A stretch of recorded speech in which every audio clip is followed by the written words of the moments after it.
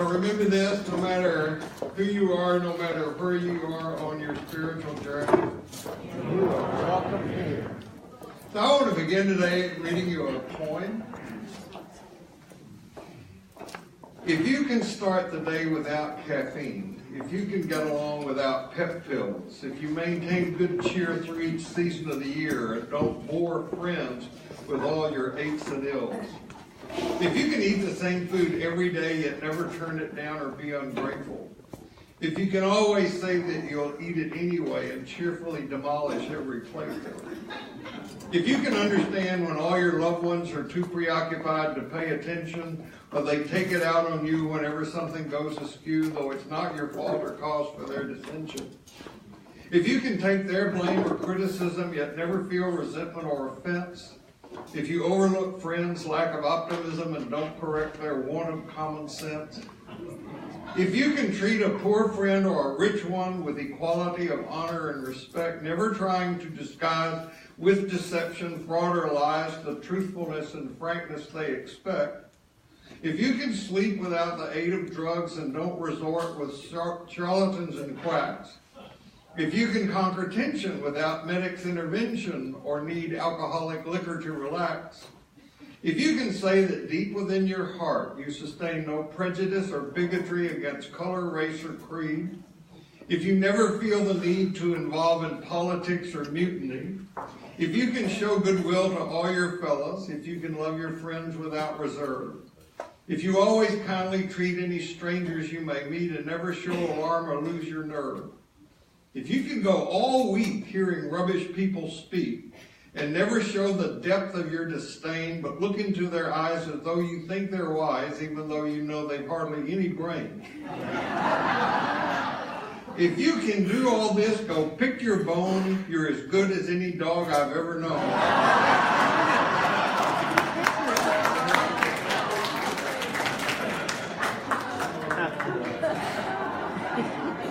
How did they do that? The fact is, we are not the family dog. But as humans, not only do we have highly defined preferences, but also our lives are mostly marked by fear. As you know, I hope, I'm calling the theme I've undertaken this year, living in the gap between the no longer and the not yet. We have ways of living and cherished beliefs and institutions. New knowledge and information, these matters are either changing so dramatically or coming at us so rapidly that we are overwhelmed. And this reality is shaping not only what's going on in religious circles, but it's also shaping the real religion of our culture, which is consumerism. Now, this ad is not made for my demographic because I don't know what they're advertising.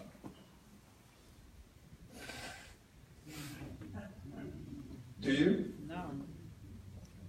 But the headline is just exactly what we're talking about. Most of us don't like change. And humans will either go to great lengths to make sure it doesn't happen, work hard to turn the hands of the clock back to some idealized former time, or simply deny the reality of what is. And so the talks that I'm wanting to do this year are designed to speak to this reality. And in terms of the psycho-spiritual work we are called to do, the biggest no longer that we deal with is the death or dying of a theistic understanding of God. God is not a being who lives off yonder in the sky somewhere.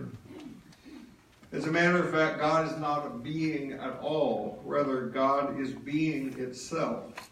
And if the only understanding of God that people have is of some big guy in the sky somewhere, and they come because of quantum mechanics or astrophysics or something not to be able to hang on to that belief anymore, then the thing that they put in its place is something other than theism, which is atheistic or atheism, which is growing both practically and really in our culture. Two groups are growing. the Church Alumni Association, as Shelby Smalley refers to them, and Fundamentalism. Now, theistic religions are a reaction formation that human beings have. It's a reaction formation out of human anxiety of death, the consciousness that we are going to die. And the gap in which we live is epic proportion. As fear and frightening circumstances increase, so does both political and religious fundamentalism. Fundamentalism is on the increase all over the globe, all kinds. But I'm going to confine myself to the rise today of fundamentalism in the Christian religion over the past 100 years or so. I will speak of these guys more later today again, but last week I introduced you to two trailblazers for the Christian fundamentalist movement to develop. One guy named James Ussher, a Catholic priest who came up with a chronology system that said that the earth is 4,004 years old. And a guy named Cyrus Scofield, who published a study edition of the Bible that said that there are 7 dispensations or periods of human history, and we are in the next to last, the 6th of the 7th of those periods, and the 7th period of 1,000 years will be ushered in when Jesus comes back to establish his rule of 1,000 years, and that rule will take place from Jerusalem, which is why the evangelicals were so pleased that Jerusalem was made the head of Israel. And it's also why we have a Secretary of Education who wants to ensure that creationism and intelligent design is taught in public schools. Creationism and intelligent design are both code words that deny evolution. Fundamentalism in all religions is fear-based. And it's also destructive to the values of peace, love, joy, and patience that I try to talk about in here, because fundamentalism is inherently and inevitably violent. And I think that fundamentalism is growing because people have not done and are not doing the personal work they need to do to grow up, to be adults in the world, and to take personal responsibility for how the world is and do their part to make the world a safer, better, less violent place. I'm not going to elaborate on this today because we'll come back to it at some point in time. But the evangelical code word for being in the group is being born again. And if you think about it, just the phrase being born again smacks of keeping people in a childlike, dependent state. So I give you a personal biographical statement about fear. Fear, more specifically the fear of the dark, is what opened the door that got me on a path that has led me to be right here today. It was not until after many years spent in therapy, both receiving it and learning how to do it, that I gained an understanding of the origin of my fear from my family of origin as well as from my basic personality. But fear that I had starting at about the age of 4. My grandmother, my father's mother, whom I have publicly said is likely the meanest woman God ever made. When I was, they lived in a different world. She referred to her husband as Mr. Curly. Okay? When I was 4, she taught me a wonderful prayer. Now I lay me down to sleep. I pray the Lord my soul to keep. If I should die before I wake, I pray the Lord my soul to take. Death was going to come when I was sleeping. Now, this did not make nighttime or sleep anything to look forward to. It also taught me that I had a soul, and that if the Lord didn't take it upon my death, then something else might happen to it. And the church is the institution that told me what that something else would be. I would likely be burning in the fires of hell forever. This is Hieronymus Bosch's painting of Dante's Inferno. I tried to do everything that church said I needed to do to be saved from this fate, but nothing seemed to work to put my nighttime fears to rest. Indeed, religion only intensified them. I was taught by this church that Jesus was coming back, and you never knew when. And his task when he did return was to separate the sheep from the goats. This is a picture from Italy. And the more I reflected on that self-definition that the church helped me to establish, the clearer it became that I did not fit in the sheep category. I was definitely goat material. So in trying to find out when this event was likely to occur, I asked my church so I could at least get ready for it. And I was told that nobody really knew, but Jesus would likely return like a thief in the night. This is religious child abuse. This is religious child abuse. I slept in a bedroom on the second floor of our house, where outside the window there was a tree limb that when the wind was blowing would brush up against the window screen, and many a night I lay there terrified thinking, this is it. I am done for. So, by the time I was 12, I had read every book I could get my hands on about how to have peace of mind. I knew other children weren't or didn't seem to be as afraid of the dark or have the fears I had, and I wondered why was that? What did they know I didn't know? I wanted to find out. And I think that all religions, especially fundamentalist Christian religion, has done an enormous amount of damage to people by making them fearful, by making them feel guilty.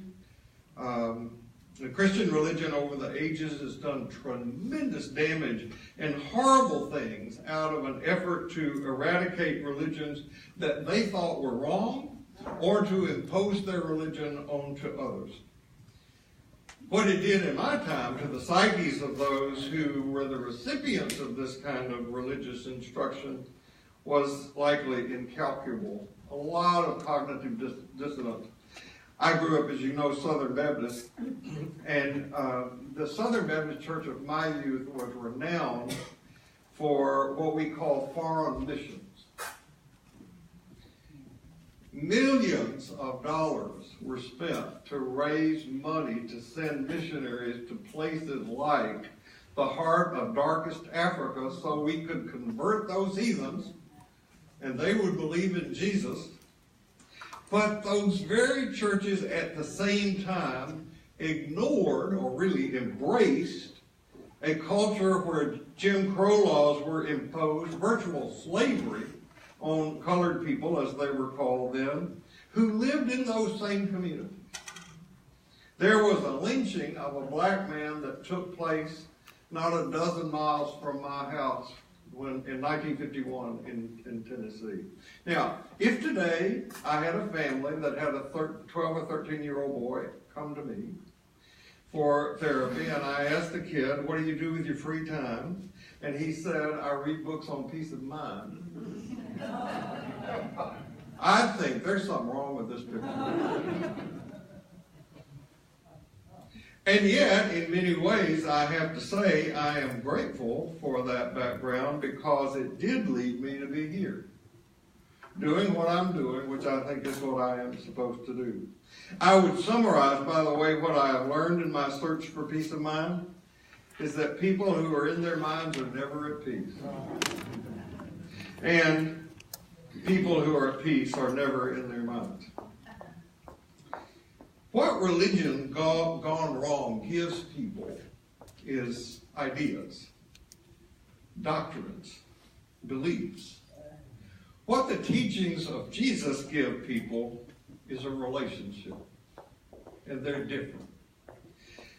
Conflict and conservatism have been a part of religion all over the world from the beginning of human consciousness. Certainly that's true in Judaism, and then in the Christian movement. In the days of Jesus, as you likely know, there were divisions of people Jewish people who believed different things, who stressed different things. There were the Pharisees, then the Sadducees, and the Zealots. And during the early days of the Christian movement, there was a group known as the Essenes, and very likely Jesus and John the Baptist were part of that group before they started their ministry. And even though people began to take Christian and Jewish writings literally as early as the middle of the 2nd century, we did not have a formal movement called fundamentalism until the beginning of the 20th century, the early 1900s. Now, the rest of this talk is how did that come to be? As I've indicated, rigidity has been part of every religion from the beginning of human consciousness. It's the way the survival brain works. If you look in the Oxford English Dictionary for the word fundamentalism, you will find that it comes from a word that English borrowed from French and Latin called fundament. And that meaning has to do with the foundation or the base of a wall that is built. And it can also mean the ground, basis, or principle on which anything is founded. And the word fundamental in the OED means going to the root of the matter. That's what the word fundamental means. The word fundamentalism in the OED is defined as a primary definition this way: the strict maintenance of traditional orthodox religious beliefs or doctrines, especially belief in the inerrancy of Scripture and literal acceptance of the creeds as fundamental of Protestant Christianity. By the way, when I styled this theme as going into the gap between the no longer and the not yet, I had and have no idea how wide it is or how deep it is. Don't do anything with that. I just hope you stick with me for the ride. But I have long believed, I don't know where this came from, that spiritual teaching that goes, when you come to the edge of all you know and step off into the unknown, you must believe that one of two things will happen. You will be given something solid to stand on, or you will be taught to fly. It's going to take a while for us to build a foundation to understand fundamentalism. Now, although the word fundamentalism is now applied to rigid religious beliefs that go back for thousands of years, the fact is that it did not find application to Christian religious beliefs until sometime early in the 1900s in this country. So in the 1900s, early in this country, what you had were a lot of social, cultural, educational, religious, and ethnic and other changes that were taking place in the culture at that time. Charles Darwin's theory was coming known. The Scopes trial was around that time. Scholarly work that had been done on the Bible by German scholars was beginning to make its way to the United States. There was an influx of Roman Catholic immigrants from Ireland and Southern Europe. There was a new emphasis on building a just society for all people.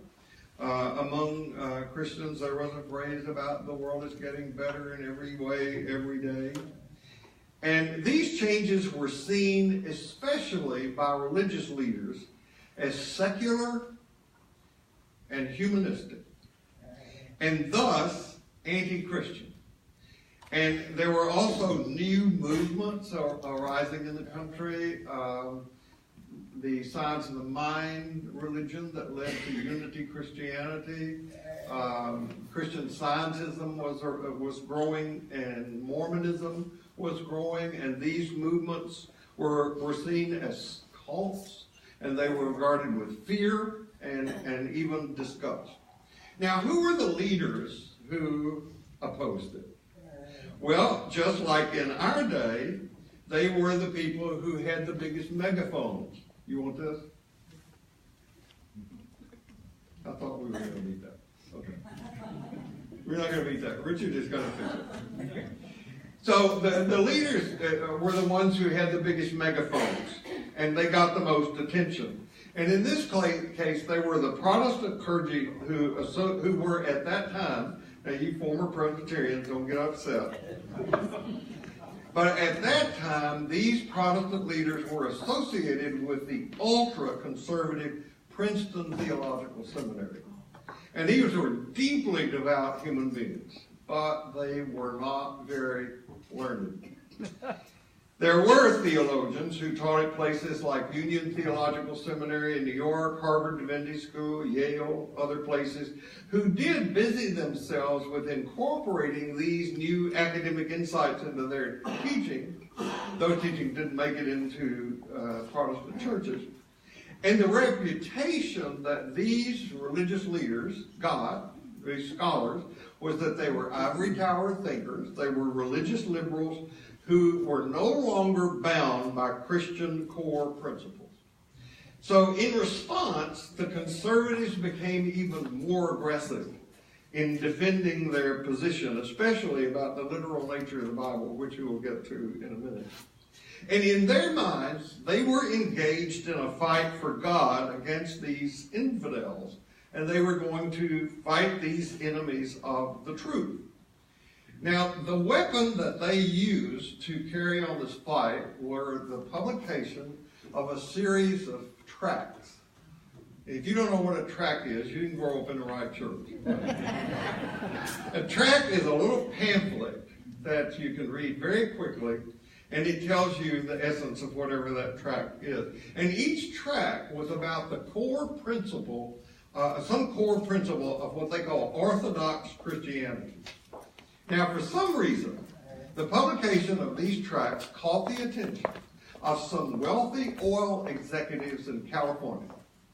And they put a huge amount of money into making sure that these tracts got printed and distributed. So for years, now when I say years, I mean about 3, maybe 4 years, 300,000 of these tracts were mailed each week to church workers all around America and then around the world. That is a massive propaganda thing. Later, these oil executives took all these tracts and published them into permanent books to maximize their impact. It was, as I said, a massive publicity organization push, and it worked. And those who supported this movement were called, because these books were about the fundamentals of the Christian faith, they were called Fundamentalists. And those who opposed this movement were called Modernists. So you have the modernists and the fundamental conflict that was going on at the beginning of the 20th century. I mentioned to somebody earlier that you can go onto the internet now and download a sermon by Harry Emerson Fawcett called "Shall the Fundamentalists Win?" and it reads just as relevantly today as it did when it was published then. He was minister of, actually he was preaching at the Fifth Presbyterian Church when he preached that sermon. He was a Baptist, by the way, a liberal Baptist. So at that time, these fundamentalists made up the majority leadership of the churches in America. And they also opposed voting rights for women. They opposed women's emancipation. They defended segregation and capital punishment. Actually, the term fundamentalist was first used by Baptist newspaper editor Curtis Lee Laws he coined the phrase in 1920, and he wrote, "The fundamentalists are those who, quote, ready to do battle royal for the fundamentals."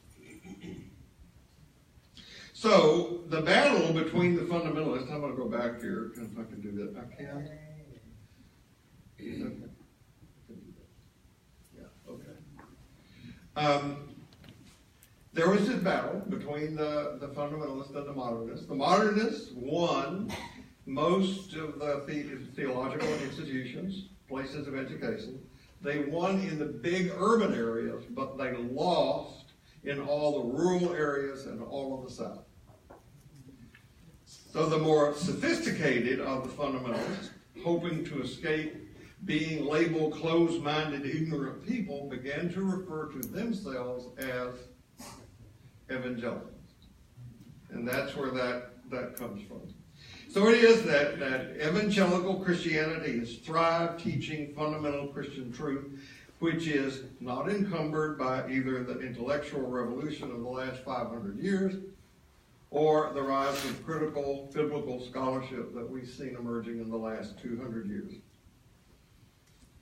Now, I don't know about you, but I have, in my lifetime, never been able to have an open, honest conversation with a fundamentalist. My usual experience is that if I'm asked why I hold a position that I do, and I try to quote someone like Jim Finley or Shelby Spong, I will find what I offer belittled, trivialized, marginalized, with remarks like, well, you know, he isn't really a Christian. Or, you know, he's a member of the Jesus Seminar. You can't take that serious. Fundamentalism always has an enemy in any religion. In Christianity, right now, that enemy is the homosexual, the LGBT community, or anybody who supports that LGBT community. At any rate, these tracts were printed and circulated in a period of time between 1905 and 1915, and the fundamentals were reduced to 5, and those who, as I said, adhered to them were called the fundamentalists. I'm going to give you the 5 because we're going to spend time on each one of them after today. The first fundamental is the Bible is the inherent, literal Word of God. Now, literalism had been embraced for decades before this. The fundamentalists didn't invent this. They just lifted it up as this is one of our core principles. The second one was Jesus was literally born of a virgin. Third, substitutionary atonement is the meaning of Jesus' death on the cross. The word atone is a contraction of the phrase at one. At one meant. When you're atoned, you're put together with God. The next one is the miracles in the New Testament are real. They literally happened. And the next one is Jesus rose physically from the grave, ascended literally into the sky, and will return someday in the second coming. Although be careful, it might just be a branch against the window screen. Shelby Spong is the one who said that if Jesus literally ascended from the earth physically and rose at the speed of light, he would still be in our galaxy. Now, the reason I want you to know this history is because every fight within American Christianity comes from these roots. New learnings come to light. They challenge previously preciously held positions, and they are defended. All the conflicts in American Christianity today, evolution versus intelligent design, birth control, abortion, women's equality, homosexual, the Bible, they all finally come down to a battle between expanding knowledge and holding on to these 5 core principles. So you might find if you go outside this class and say something about the content of the class with the teacher, you might find somebody saying, but does he believe the Bible? Or does he believe in the virgin birth or in the resurrection? They're talking about one of these core things. So one of the things I hope to do as we go forward is expose these so-called fundamentals as the frauds and dangerous, damaging teachings they are, and I'm going to deal with each of them as we go forward. We'll likely spend more than 1 week on each because they need all sorts of amplification, not only about their historical development, but some of the consequences that they have had upon our culture across time. And even then, this will be a cursory tour because there have been volumes of books written in an effort both to prove and to disprove each of these fundamentals. So in the beginning, we're going to start at the very first one with biblical literalism, and I want to just start that today, and then we'll quit.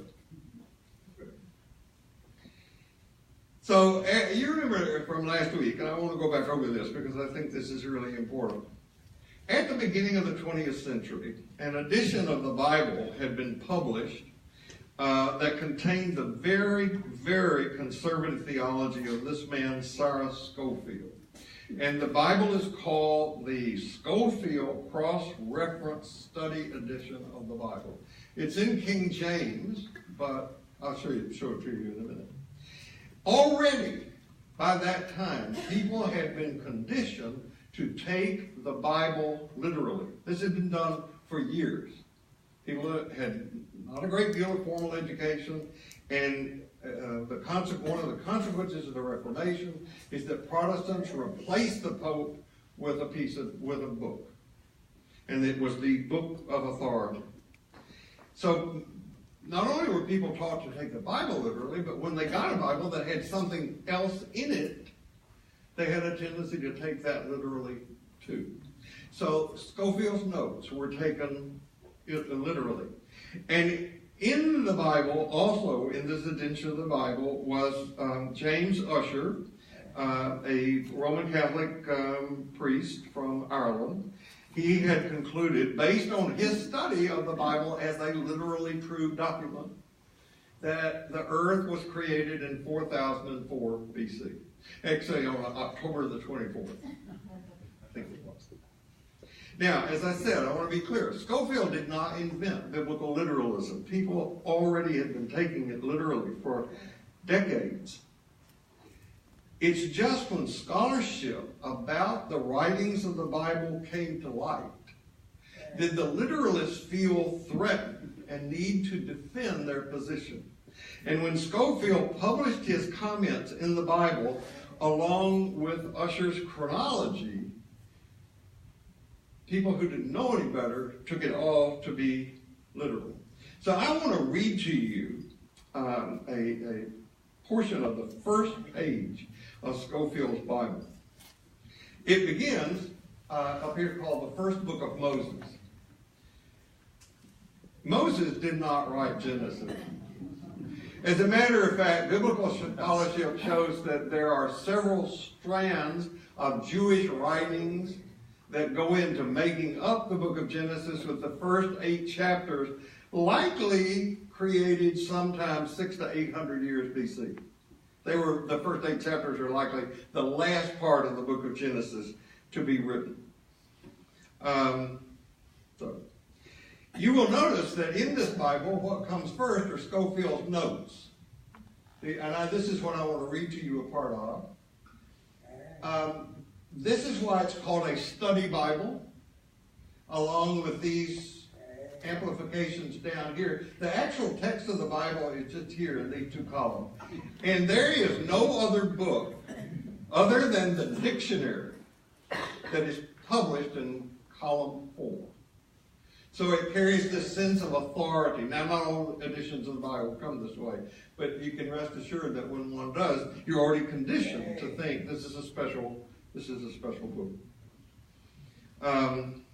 So this right here is why it's called a cross-reference Bible, because these passages refer to other places in the Bible that Scofield thinks these readings from Genesis justify.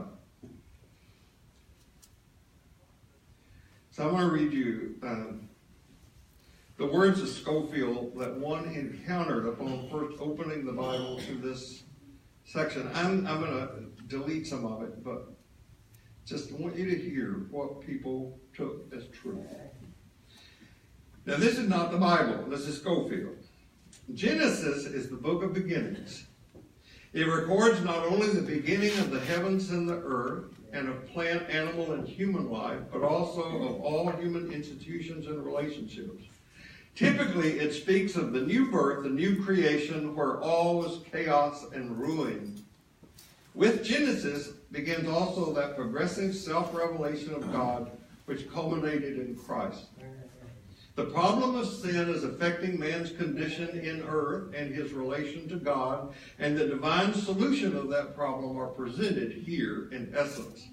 Of the 8 great covenants which condition human life and the divine redemption, 4 of them, the Edenic, Adamic, Noahic, and Abrahamic, that's Eden, Adam, Noah, Abraham, they are all in this book, and these are the fundamental covenants to which the other 4, the Mosaic, Palestinian, Davidic, and New Covenants, are related chiefly as adding detail or development. Genesis enters into the very structure of the New Testament, in which it is quoted above 60 times in 17 books. When Genesis was written, there wasn't a New Testament. In a profound sense, therefore, the roots of all subsequent revelation are planted deep in Genesis, and whoever would truly comprehend that revelation must begin here. The inspiration of Genesis and its character as a divine revelation are authenticated by the testimony of history and the testimony of Christ. The last line. The events recorded in Genesis cover a period of 2,315 years. And then right here, it's BC 4004. The title I have given this talk today is There's Nothing Fun or Mental About Fundamentalism. I've never met a fun fundamentalist. I met many who were more than happy to tell me how wrong I was, but I never met anybody I'd like to be stranded on an island with. The people that I have been attracted to in my own journey are those who seem to embody and express those traits of the Spirit that I keep bringing up to you over and over again: peace, love, joy, and patience. This is one of the reasons I made, for me, and you don't have to adopt it if you don't want to, that one of the principles of life is having a moral obligation to be happy. The assertion that there's nothing mental in fundamentalism is seen in this very passage from the Schofield Bible I read to you. No true biblical scholar would embrace any aspect of that today. I did not just say no one embraces this, because plenty of people do. What I said is that no true biblical scholar who knows how the Bible came to be and how the book of Genesis came to be put together would say this is the truth. Now, I can understand at the beginning of the 20th century how people could embrace this, but not today. Though I would argue that the word literalism meant something different in the 2nd, 3rd, and 4th centuries than it does now, and we can talk about that later. People have been doing literalism for a long time. So going forward, what I hope to show is that the Christian writings, particularly the narratives of Jesus that we have, are Jewish. I keep having to stress, Jesus was a Jewish mystic. His early followers were Jewish who, after his death, for decades went where to worship? To the synagogue, where they read the Torah and the prophets every Sabbath. And the Jews who had experienced new life in Jesus began to shape and tell stories that were put into that liturgical framework of Jewish worship. And that's how the Gospels are shaped. I think I can prove that. And besides, these early followers of Jesus, they did not argue theology with each other. They didn't argue doctrine with each other. They talked about how to live with each other, how to love each other. How can we survive in this context? Doctrine did not become a concern in the life of the church until the 4th century, when Christianity became an established part of the religious life of the Roman Empire. And it was in the wake of Christian orthodoxy that there came religious wars, religious persecution, heresy trials, burning heretics at the stake. When any group claims that they have the truth, then it must be defended at all costs and then forced upon others. I think it has been a tremendous failing of the Christian church that up-to-date scholarship about the Bible and about the teachings of the church have not been taught in our Christian education program all along. This what I'm teaching in here ought not to be news to anybody. So I hope, as we go forward, that what I have to teach about this will contribute to your growth. That's our purpose here, to grow psycho-spiritually in peace, love, joy, and patience.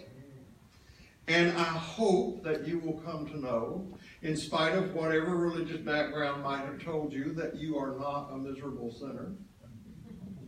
You are a precious child of the source of the energy that creates and sustains all of this. We don't need to be rescued. We need to grow up. We need to be called into fulfillment. There's not much certainty in that, I guess. People want something to hang on to. Answers. There is a Hasidic tale about a rabbi, a famous rabbi, who had come to teach in a village. They were very interested, the people in this village, in this rabbi's ideas. It was going to be a big event because the Jews knew that this guy had answers to give them, and they had a lot of questions. And so all the people in the community gathered to ponder how this great learned rabbi would answer the questions that they had. And after the rabbi came and arrived and there was an initial welcome, he was taken into a large room where all the people were gathered to ask their questions, and there was tremendous anticipation and excitement all around. Rabbi just walked very quietly around the room several times, and then he began to hum in a soft voice a very familiar Hasidic tune. And he hummed as he walked, and as he did, the people in the room began to pick up the tune and hum along with him, comfortable with the song. And as that went along for a while, the rabbi began to dance, and he danced everywhere in the room. And one by one, everybody in the room got up and danced along with him. And soon everyone in the room, in the community, was dancing together and being happy. Every person's soul was healed by this dance. Everybody experienced a kind of personal transformation. And this went on for a while, and later in the night, the rabbi gradually slowed the dance and eventually brought it to a stop. And he looked around and he looked everyone in the eye and he said gently, "I trust I've answered all your questions."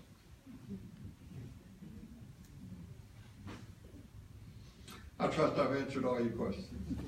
No matter where you go this week, no matter what happens, remember this, you carry precious cargo, so watch your step, and I'll see you here next week.